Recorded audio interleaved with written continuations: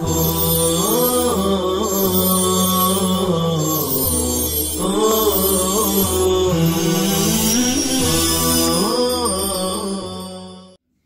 اللہ الرحمن الرحیم۔ ناظرین اور سامعین، السلام علیکم ورحمۃ اللہ وبرکاتہ۔ اشاعت العلوم آن لائن چینل پر آپ کا خیر مقدم ہے اور ہم آپ کی خدمت میں حاضر ہیں۔ آج 20 رمضان المبارک سن 1442 ہجری ہے۔ ہمارے مقالے اور محاضرے کا موضوع ہے دور حاضر کے فتنے اور ان کا علاج۔ ابتدا میں 2 نشستوں میں ہم نے فتنوں سے متعلق تمہیدی باتیں پیش کی تھی، بیان کی تھی۔ اب آج سے انشاءاللہ تعالی ترتیب وار ہم چند فتنوں کا ذکر کریں گے اور ان کا علاج اور ان کی تجویز کیا ہونا چاہیے وہ بھی بتلائیں گے۔ تو شروع کرتے ہیں ہم کتاب سے۔ آج کی نشست کا پہلا فتنہ جس کو ہم پڑھ کر سنا رہے ہیں، اولاد کا فتنہ۔ اولاد بھی بعض مرتبہ انسان کے لیے فتنہ بن جاتی ہے، اور اولاد کے فتنہ ہونے کا مطلب یہ ہے کہ انسان اپنی زندگی میں اولاد کی صحیح تعلیم اور تربیت نہ کرے، ان کی صحیح رہنمائی نہ کرے، ان کی دینی رہنمائی اور تربیت نہ کرے، جس کے نتیجے میں وہ اولاد بے راہ روی کا شکار ہو جاوے اور اس کی زندگی میں معصیتوں اور برائیوں میں مبتلا ہو جاوے، یا اس کی وفات کے بعد، اس کے انتقال کے بعد وہ اولاد برائیوں میں اور معصیتوں میں مبتلا ہو جاوے، بے راہ روی کا شکار ہو جاوے۔ تو اس صورت میں اولاد انسان کے لیے آزمائش اور فتنے کا سبب بن جاتی ہے۔ تو دیکھتے ہیں کتاب سے اولاد کا فتنہ۔ نفسانی خواہشات کے فتنوں میں سے ایک فتنہ جو بڑا فتنہ ہے، اولاد کا فتنہ۔ اولاد بھی آزمائش ہے۔ یہ انسان پر منحصر ہے کہ اس کو اپنے حق میں رحمت بنا لے یا زحمت بنا لے۔ اللہ رب العزت انسان کو اولاد دیتا ہے اور اس سے اس کی آزمائش کرتا ہے۔ اب انسان اس اولاد پر جس انداز کی محنت کرے گا، جیسا ماحول اسے فراہم کرے گا، جیسی اس کی تربیت کرے گا، ویسے ہی اس کے نتائج مرتب ہوں گے۔ اولاد ایک آزمائش۔ اللہ رب العزت کا ارشاد ہے، انما اموالکم و اولادکم فتنہ، بے شک تمہارا مال اور تمہاری اولاد تمہارے لیے فتنہ یعنی آزمائش ہے۔ ایک اور جگہ اللہ تعالیٰ کا ارشاد ہے، یا ایھا الذین آمنوا ان من ازواجکم و اولادکم عدوا لکم فاحذروہم، کہ ایمان والو بے شک تمہاری بیوی اور اولاد میں سے بعض تمہارے دشمن ہیں، سو تم ان سے بچتے رہو۔ اللہ تعالیٰ نے مومنین کو مخاطب کرتے ہوئے فرمایا کہ بسا اوقات یہ اولاد بھی دشمنی کا باعث بنتی ہے، یعنی زحمت بنتی ہے۔ فاحذروہم، اس لیے خیال کرنا، بچ کے رہنا۔ تو اولاد کے ذریعے بھی آزمائش ہوتی ہے۔ بسا اوقات یہی اولاد انسان کو گناہ والی زندگی میں لے جاتی ہے کہ ان کے لیے رزق کمانے کے واسطے گناہ کرتا ہے، انہیں خوش کرنے کے لیے گناہ کرتا ہے۔ بعض اوقات یہ اولاد جب غلط ماحول کے اندر پرورش پا کر جوان ہوتی ہے تو اس کی خواہشات کو پورا کرنے کے لیے ماں باپ بھی گناہوں والی زندگی کا شکار ہو جاتے ہیں۔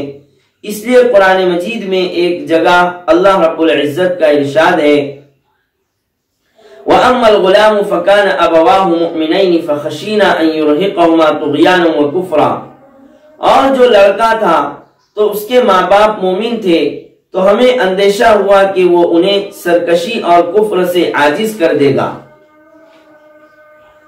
اولاد کے فتنے۔ حضور صلی اللہ علیہ وسلم نے فرمایا کہ اولاد بعض مرتبہ غم کا، حزن کا باعث ہے۔ بیمار ہو گیا، کند ذہن ہے، پڑھتا نہیں ہے، ملازمت نہیں کر رہا ہے، اولاد بزدلی کا سبب ہے۔ اللہ کی خاطر جان دینے کا کہو تو کہتا ہے میرے چھوٹے چھوٹے بچے ہیں۔ اولاد جہالت کا ذریعہ ہے۔ اگر کہا جائے کہ بھائی دین سیکھ لو تو کہتا ہے کہ میرے چھوٹے چھوٹے بچے ہیں، ان کی روزی روٹی کی فکر ہے، دین سیکھنے کے لیے وقت کیسے نکالوں۔ اولاد کی خاطر کمانے میں مصروف ہونے کی بنا پر دین نہیں سیکھتا، جاہل رہتا ہے، تو اولاد جہالت کا ذریعہ بھی ہے، اولاد بخل کا ذریعہ ہے۔ اگر کہا جائے کہ بھائی اللہ کے راستے میں کچھ خرچ کر دیا کرو، تو کہتا ہے کہ میرے اپنے اخراجات اور خرچ ہی بہت ہیں، اللہ کے راستے میں کیا خرچ کروں۔ تو اولاد ان خرابیوں کا باعث بنتی ہے، اسی لیے بسا اوقات اللہ رب العزت جب ناراض ہو جاتے ہیں تو اولاد کے ذریعے دنیا کے اندر عذاب میں مبتلا کرتے ہیں۔ انما یرید اللہ لیعذبہم بہا فی الحیات الدنیا، اللہ چاہتا ہے کہ ان کافروں کو ان کی اولاد اور ان کے مال کے ذریعے دنیا ہی میں عذاب دے۔ بسا اوقات یہ اولاد چھٹی انگلی کی سی حیثیت اختیار کر لیتی ہے، جیسے آدمی کی چھٹی انگلی ہو تو آدمی نہ اس کو کاٹ سکتا ہے اور نہ اس کا دل اسے رکھنے کو چاہتا ہے، اسی طرح اولاد بھی بسا اوقات ایسا ستاتی ہے، پریشان کرتی ہے کہ نہ چھپا سکتا ہے اور نہ کسی کو بتا سکتا ہے۔ ایسی نافرمان اولاد کے ستانے اور پریشان کرنے کے سبب ماں باپ یہ کہنے پر مجبور ہو جاتے ہیں کہ نہ ہوتی تو اچھا تھا، تو یہ باعث عذاب بنتی ہے۔ اب ہم دیکھتے ہیں، سنتے ہیں کہ اولاد کے رحمت بننے کی تجویز اور علاج کیا ہے۔ پہلا علاج اور تجویز، پہلی چیز ہے اللہ کی بارگاہ میں گڑ گڑا کر انتہائی عاجزی اور انکساری کے ساتھ ان کی اصلاح کے لیے دعا کی جائے کہ ربنا ہب لنا من ازواجنا وذریاتنا قرۃ اعین، اے ہمارے رب ہمیں اپنی بیویوں اور اولاد سے آنکھوں کی ٹھنڈک عطا فرما۔ دوسری تجویز اور دوسرا علاج، اولاد کے فتنے سے محفوظ رہنے کے لیے دوسری چیز یہ اختیار کی جائے کہ اس اولاد کے لیے نیک ماں باپ کی تلاش کی جائے۔ پہلا انتخابی نیک اولاد ہونا چاہیے، پہلا انتخابی نیکی والا ہونا چاہیے، اور اگر یہ نہ ہو سکے تو پھر اسے نیک بنانے کی فکر کرنی چاہیے۔ وہ اس لیے کہ اس کے نیک بننے سے اولاد بھی نیک بن جائے گی۔ نبی صلی اللہ علیہ وسلم نے عورت کو منکوحہ بنانے سے پہلے، بیوی بنانے سے پہلے یہ حکم دیا کہ ایسی عورت کو ڈھونڈنا اور اختیار کرنا جو دین والی ہو، دین سے محبت کرتی ہو۔ آپ صلی اللہ علیہ وسلم نے فرمایا فَاظْفَرْ بِذَاتِ الدِّينِ تَرِبَتْ يَدَاكَ، اپنی ازدواجی زندگی میں دین کو اہمیت دینا، تیرے ہاتھ ٹھنڈے ہو یعنی تجھے مبارک ہو۔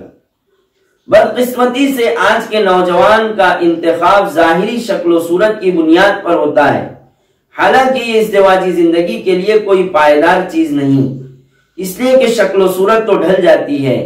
اس بنیاد پر جو ازدواجی رشتہ ہوگا وہ بھی بڑا کمزور ہوگا، لیکن اگر ازدواجی زندگی کی بنیاد سیرت پر ہوگی، کردار پر ہوگی، تقوی پر ہوگی، نیکی پر ہوگی، تو ازدواجی زندگی بڑی مضبوط اور پائیدار ہوگی، ورنہ ظاہری شکل و صورت تو وقت کے ساتھ ساتھ ڈھلتی رہتی ہے۔ تیسری تجویز اور تیسرا علاج، اولاد کو نیک بنانے کے لیے تیسری چیز ان کی ایمانی تربیت کا انتظام کرنا ہے۔ اولاد کو ایسا ماحول فراہم کیا جائے جس میں اس کی ایمانی تربیت ہو، اس کی نشو و نما اچھی ہو۔ تین چیزیں ہیں، بچہ یا تو گھر میں ہوگا، یا دوستوں میں ہوگا، یا کسی تعلیمی ادارے اور مدرسے میں ہوگا۔ تو ان تینوں چیزوں یعنی گھر، دوستوں اور تعلیمی ادارے کی رعایت رکھی جائے کہ گھر کا ماحول کیسا ہے، اس کے دوست کیسے ہیں، اور جس تعلیمی ادارے کے اندر یہ تعلیم حاصل کر رہا ہے اس کا ماحول کیسا ہے۔ چوتھی چیز اور چوتھا علاج، چوتھی چیز ہے تقویت الایمان فی نفوس الآباء والامہات، یعنی ماں باپ میں ایمان کا راسخ اور مضبوط ہونا۔ جتنا ماں باپ کا ایمان بڑھیا ہوگا، اچھا ہوگا، اللہ سے تعلق مضبوط ہوگا، اتنے ہی اچھے اثرات اللہ تعالی اولاد پر مرتب فرمائے گا۔ تو قارئین،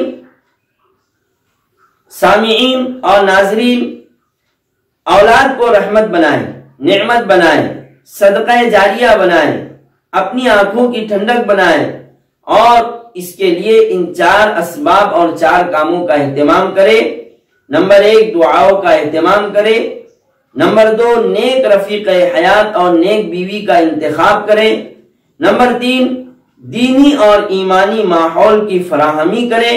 اور نمبر 4 اپنی تربیت کی، اپنی خود کی تربیت کی اور اپنے دین اور ایمان کی فکر کرے، تو انشاءاللہ پھر اس صورت میں اولاد نیک ہوگی، صالح ہوگی، فرما بردار ہوگی، رحمت بنے گی، فتنہ نہیں بنے گی۔ اللہ عمل کی توفیق عطا فرمائے۔ سبحان اللہ و بحمدہ، سبحان اللہ العظیم۔